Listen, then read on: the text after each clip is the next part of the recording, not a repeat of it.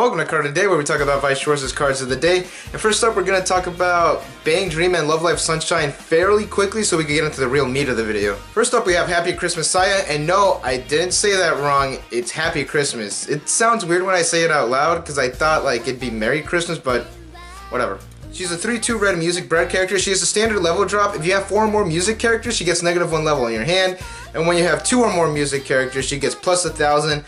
And she heals on play. Nothing much to say here. It's a pretty decent and kind of standard, and it's actually really easy to get that early drop going. Just fill up your field, drop this, and you're done. Here's a card you could throw in your back row. Here's Thinking of Friends Saya. She's a 2/1 red music bread character. Her first ability is an assist, and all of your level 3 or above characters get +2000 power. And +2000 power is pretty good, but it is slightly better if you kind of use a level assist, because that way you can boost up non-level 3 characters as well. Her last ability is Auto. When this card is played from your hand to your stage and you control another Toyama Kasumi, look at the top card of your deck, leave it at the top of your deck, or place it in your waiting room. Then place 1 music character from your waiting room to your stock. That's actually not that bad. You do mill your deck, or you get some information so you know what you're going to trigger next. And it does slightly pay for itself because you do get a music character from your waiting room, throw it in your stock. And I don't know, I probably won't run this. Okay, it's a Saya card, I'll probably run it. Off to Love Life Sunshine, here we have one of my favorite characters, Mirai Ticket Tsushima Yoshiko. She's a 3/2 yellow music character. She has 2 abilities. Her first is a Climax combo, and that is when the Climax Mirai Ticket is played onto your Climax border, this card gets +2000 power the following ability until the end of the turn. When this card reverses its opponent in battle, you may place the top card of your clock to your waiting room. Nice, it's not once per turn, so if you have a couple of these, you are healing for quite a bit. It is on reverse, but +2000 and what the Climax gives you, which is 1000 plus a soul and a wind when you trigger it. So far you're at 13, and that's not counting the back row support. So you actually have a pretty good chance of reversing a character. Yeah, I like it. She does have one more ability, and that is Auto. This ability can be activated once per turn. During the turn this card is played from your hand to your stage. When the damage this card deals is cancelled, place the top card of your deck to your waiting room. Then deal X damage to your opponent, where X is equal to the level of the card +1.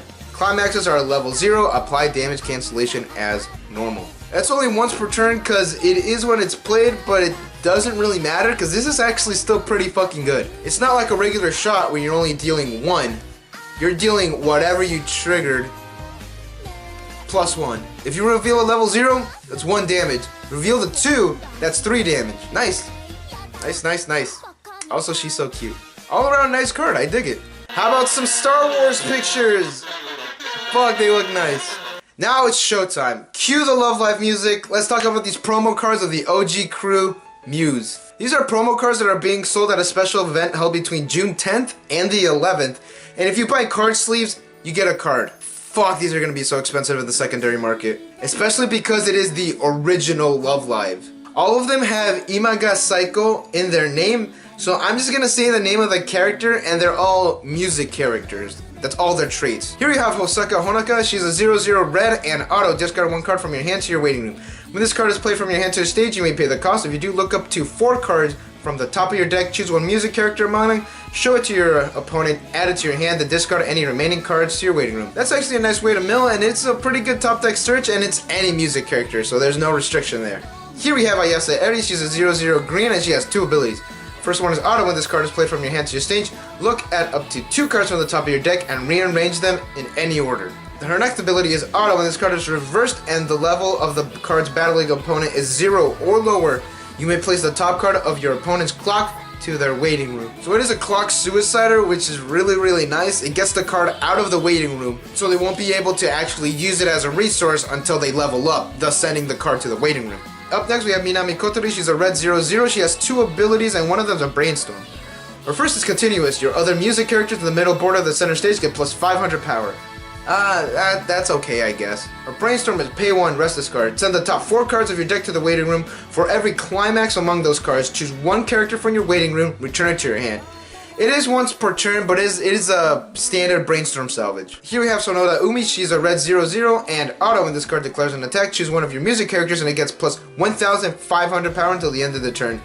Doesn't say you can't target this card for that ability. So that's pretty decent. And auto pay 1 at the start of your encore step when you do not have any other characters in rest on your center stage.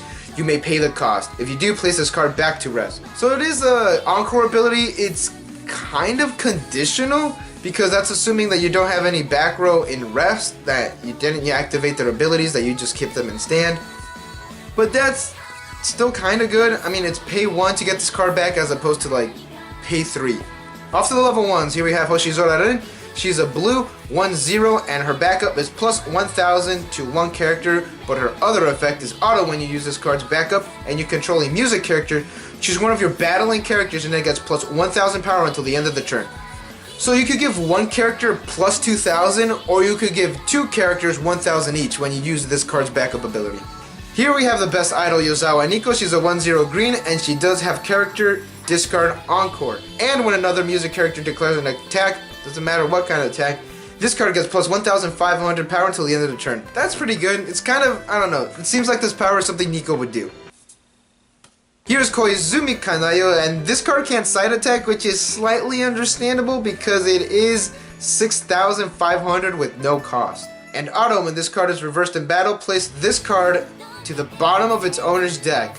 So you can't compress your deck because you're adding another potential 1 point of damage into your deck.